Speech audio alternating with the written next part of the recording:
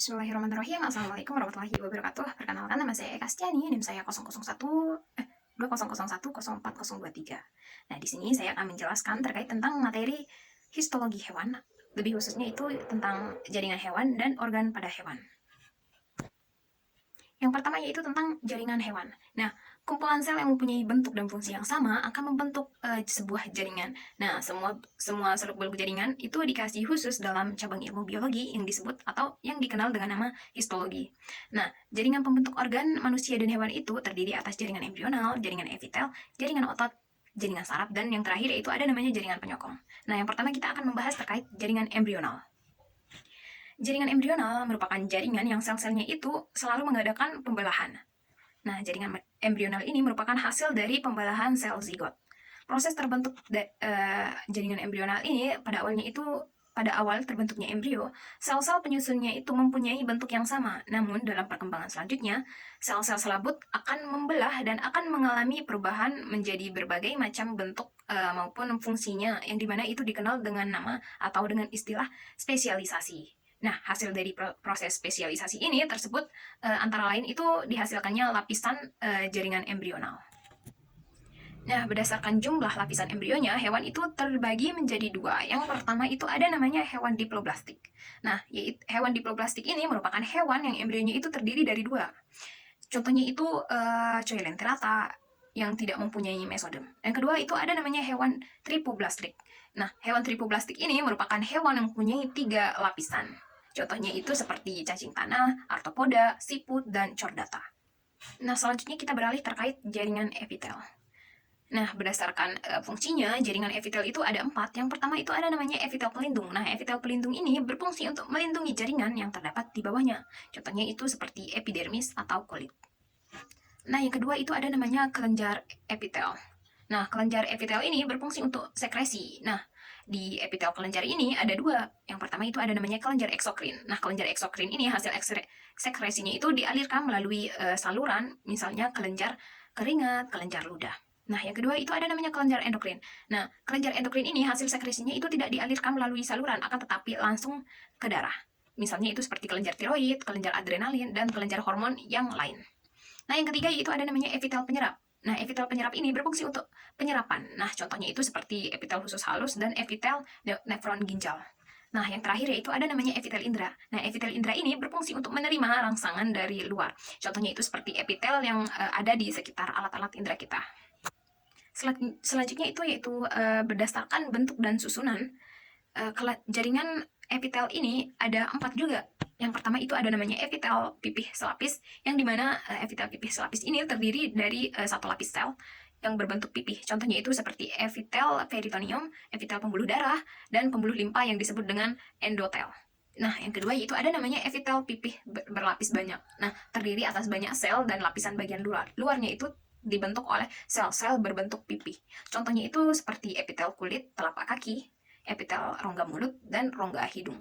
Nah, yang ketiga itu ada namanya epitel kubus lapis. Nah, epitel kubus lapis ini terdiri atas satu lapis sel berbentuk kubus. Contohnya itu seperti epitel nefron ginjal, sama seperti di epitel penyerap. Nah, yang terakhir itu ada namanya epitel silindris selapis. Nah, epitel silindris selapis ini terdiri atas satu lapis sel yang berbentuk silindris. Nah, contohnya itu seperti epitel pada usus atau intestinum, dan lambung atau bahasa latinnya itu ventriculus ya. Nah, selanjutnya setelah kita membahas tentang jaringan embrional dan jaringan epitel, selanjutnya yang ketiga itu ada namanya jaringan otot. Nah, jaringan otot ini berfungsi sebagai alat gerak aktif. Nah, jaringan otot tersusun atas sel-sel otot yang tugasnya itu menggerakkan berbagai tubuh. Kemampuan menggerakkan berbagai organ tubuh ini disebabkan kemampuan jaringan otot untuk berkontraksi. Kemampuan kontraksi ini sangat dimungkinkan karena sel-sel otot itu mengandung protein kontraksi yang memanjang dan mengandung serabut-serabut halus yang biasa dikenal atau dinamakan dengan nama myofibril. Nah, myofibril ini terdiri atas protein dan terdiri atas protein. Nah, proteinnya ada 2. Yang pertama itu ada namanya protein myosin dan protein aktin. Sedangkan pada vertebrata itu dikenal ada 3 macam jaringan otot. Yang pertama itu ada namanya otot polos, otot lurik, dan yang terakhir itu ada namanya otot jantung. Nah, otot polos ini mempunyai myofibril yang homogen, dan otot polos juga merupakan otot yang tidak sadar, terdapat pada dinding saluran pencernaan dan dinding pembuluh darah. Nah, otot lurik ini mempunyai miofibril yang heterogen dan merupakan otot sadar berinti lebih dari satu, terletak di pinggir dan terdapat pada rangka. Nah, yang ketiga yaitu tentang otot jantung. Nah, otot jantung ini mempunyai miofibril yang sama dengan otot lurik, yaitu heterogen. Akan tetapi, otot jantung ini tergolong dalam otot yang tak sadar. Serabut-serabut ototnya itu dapat bercabang-cabang, intinya itu terletak atau berada di tengah-tengah. Nah, selanjutnya kita beralih terkait jaringan saraf. Nah, jaringan saraf ini tersusun atas sel-sel saraf atau neuron. Nah, jaringan saraf ini berfungsi untuk mengatur dan mengkoordinasi segala aktivitas tubuh. Nah, sel saraf ini terdiri atas badan sel yang memiliki banyak cabang. Nah, cabang-cabang saraf ini yang menghubungkan sel saraf yang satu dengan sel saraf yang lainnya, sehingga terbentuklah yang namanya jaringan saraf. Nah, ada 3 macam sel saraf, yaitu sel saraf sensorik, sel saraf motorik, dan sel saraf penghubung. Jaringan saraf ini terdapat di otak, di sumsum tulang belakang, dan di urat saraf. Sel saraf itu mempunyai kemampuan iritabilitas dan konduktivitas. Iritabilitas ini merupakan kemampuan sel saraf untuk merespon terhadap perubahan lingkungan. Sedangkan konduktivitas ini merupakan kemampuan jaringan saraf untuk membawa impuls saraf atau pesan-pesan saraf. Nah, sel saraf atau neuron itu terdiri atas 3. Yang pertama itu ada namanya dendrit, badan sel, dan neurit atau akson. Yang pertama itu tentang dendrit. Dendrit merupakan juluran sitoplasma yang relatif pendek dari badan sel yang berfungsi untuk membawa rangsangan ke badan sel. Nah, badan sel itu merupakan bagian sel saraf yang mengandung inti atau nukleus dengan nukleolus di tengahnya. Nah, sitoplasmanya badan sel itu bergranula dan berasal dari retikulum endoplasma yang disebut dengan badan nisel. Nah, badan sel saraf ini terletak di pusat saraf dan di ganglion. Nah, ganglion ini adalah kumpulan badan sel saraf. Dan ganglion ini terletak di tempat-tempat tertentu, seperti contohnya di kiri dan kanan sumsum tulang belakang. Nah, yang ketiga yaitu tentang neurit atau akson. Neurit atau akson ini merupakan juluran sitoplasma yang panjang berasal dari sel yang berfungsi untuk membawa rangsangan dari badan sel ke neuron lain. Nah, pada neurit atau akson ini memiliki 2 selubung. Yang pertama itu selubung mielin. Nah, selubung mielin ini merupakan selubung yang langsung membungkus neurit. Nah, selubung mielin ini berfungsi sebagai isolator dan juga berperan sebagai nutritif terhadap neurit. Nah, selubung mielin ini tidak membungkus neurit secara kontinu, akan tetapi membentuk interval antara 80 sampai 600 mikro dan membentuk nodus Ranvier di daerah interval inti neurit dan tidak memiliki selubung mielin, akan tetapi langsung dibungkus oleh selubung Sichuan atau selubung Neuri 5. Nah, yang kedua yaitu ada namanya selubung Neuri 5 atau selubung Sichuan. Nah, selubung Neuri 5 ini terdiri dari sel-sel Sichuan yang menghasilkan mielin. Dan selubung Neuri 5 ini berfungsi dalam regenerasi neurit atau dendrit yang rusak. Antara neuron satu dengan neuron yang lain saling berhubungan, dan tempat penghubungannya ini, tempat neuron yang lain dengan neuron yang lain ini berhubungan itu disebut namanya sinapis. Begitu. Selanjutnya kita akan membahas terkait jaringan penyokong. Nah, sering juga jaringan penyokong ini disebut sebagai jaringan ikat. Nah, jaringan penguat atau jaringan penunjang. Adapun fungsi dari jaringan penyokong ini ada 3. Yang pertama itu untuk mengikat atau menghubungkan antara satu jaringan dengan jaringan lain, dan untuk menyokong fungsi-fungsi organ, dan memberikan kekuatan, bantuan, dan perlindungan kepada bagian-bagian lemah pada tubuh. Nah, ada berbagai macam jaringan ikat. Yang pertama itu ada namanya jaringan ikat kendur atau jaringan ikat longgar. Nah, jaringan ikat kendur ini memiliki banyak macam elemen selular, serabut kolagen, retikulum, dan elastis. Dan jaringan ikat kendur ini terdapat pada bagian submukosa saluran pencernaan. Nah, yang kedua yaitu ada namanya jaringan ikat padat. Nah, jaringan ikat padat ini disusun oleh serabut kolagen dan fibrolas. Nah, yang ketiga yaitu ada namanya jaringan lemak atau jaringan adiposum. Nah, jaringan adiposum ini disusun oleh sel-sel lemak fibrolas khusus untuk menyimpan lemak dalam jumlah yang besar di dalam vakuola sitoplasmanya. Dan yang terakhir yaitu ada namanya jaringan tulang rawan. Jaringan tulang rawan ini merupakan kerangka penyangga terhadap embrio dari semua vertebrata. Sel-selnya itu disebut dengan kondrosit. Nah, mengandung sejumlah besar karbohidrat dan protein yang disebut kondratin. Nah, kondratin yang muda itu disebut dengan kondroblas. Nah, yang kelima yaitu ada namanya jaringan tulang.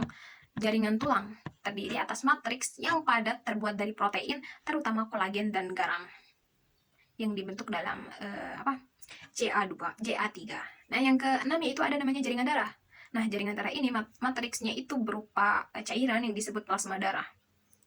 Nah, yang terakhir itu ada namanya jaringan limfa dan getah bening. Sebenarnya getah bening ini merupakan bagian dari darah yang keluar ya, dari pembuluh darah. Akan tetapi komponen utamanya itu berupa air yang di dalamnya itu terlalu glukosa, lemak, dan garam. Kemampuan selulernya itu berupa limfosit dan granulosit, yang dimana keduanya itu merupakan bagian dari sel darah putih.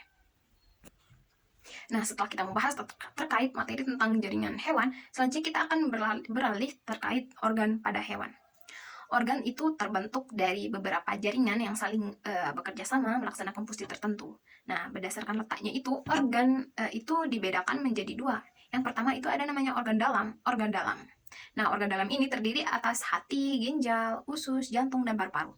Yang kedua yaitu ada namanya organ luar. Nah, organ luar ini terdiri dari tangan, kaki, hidung, mulut, telinga, dan mata. Ada berbagai jaringan yang berkumpul membentuk suatu organ tertentu, itu memungkinkan suatu organ mempunyai kemampuan melaksanakan fungsi hidup yang beraneka ragam. Makin tinggi derajat suatu hewan, maka makin banyak organ tubuh yang dimilikinya. Hal ini bertujuan untuk efisiensi kerja, karena dengan banyaknya organ tubuh, maka pembagian kerja akan semakin efektif. Nah, dalam pembahasan organ ini kita akan membahas salah satu contohnya, yaitu organ usus halus atau small intestine. Nah, small intestine atau usus halus ini terdiri atas 4 lapisan yang terbentuk oleh kurang lebih 6 atau 7 jaringan yang berbeda. Nah, bagian yang paling dalam itu berupa lapisan mukosa. Nah, lapisan ini disusun oleh epitelium kolumnar. Nah, fungsinya itu untuk pencernaan makanan dan absorpsi sari-sari makanan. Nah, lapisan yang sebelah luarnya itu berupa lapisan submukosa yang terdiri atas jaringan penunjang, yaitu pembuluh darah, pembuluh limpa, dan serabut-serabut saraf. Nah, fungsinya itu untuk mentransfer nutrien dari mukosa ke aliran darah, dan limfa untuk selanjutnya itu didistribusikan ke bagian tubuhnya. Lapisan ketiga yaitu lapisan muskularis yang disusun oleh jaringan otot, yaitu otot polos. Nah, lapisan ini berperan di dalam gerakan-gerakan pencernaan makanan. Nah, lapisan yang paling luar ini merupakan lapisan serosa. Nah, terdiri dari jaringan fibrolastik yang berada pada sub lapisan dalam dan sub lapisan luar terdiri dari epitelium squamosa. Nah, lapisan ini sebagai pembatas corong pencernaan dan sekaligus sebagai penghubung terhadap membran yang berhubungan dengan intestin. Nah, seluruh komponen jaringan usus halus tadi itu secara bersamaan akan membentuk suatu fungsi, yaitu yang bernama processing makanan. Jadi, dengan demikian, usus halus itu merupakan suatu organ. Nah, suatu organ yang bekerja sama dengan organ-organ yang lainnya dengan membentuk suatu fungsi yang lebih kompleks yang disebut dengan sistem organ, atau sebagai contoh adalah organ-organ yang bekerja sama dengan usus halus dalam processing makanan adalah seperti mulut, lambung, hati, pankreas, dan lain-lain sebagainya. Nah, dalam tubuh vertebrata itu terdapat 10 sistem organ. Yang pertama itu ada namanya sistem integumen atau sistem indera ya. Yang kedua itu ada sistem sirkulasi, sistem pernapasan, sistem ekskresi, sistem pencernaan, sistem skeleton, dan lain sebagainya. Nah, sekian yang bisa saya sampaikan. Kurang dan lebihnya saya mohon maaf. Wabillahi taufiq wal hidayah. Wassalamualaikum warahmatullahi wabarakatuh.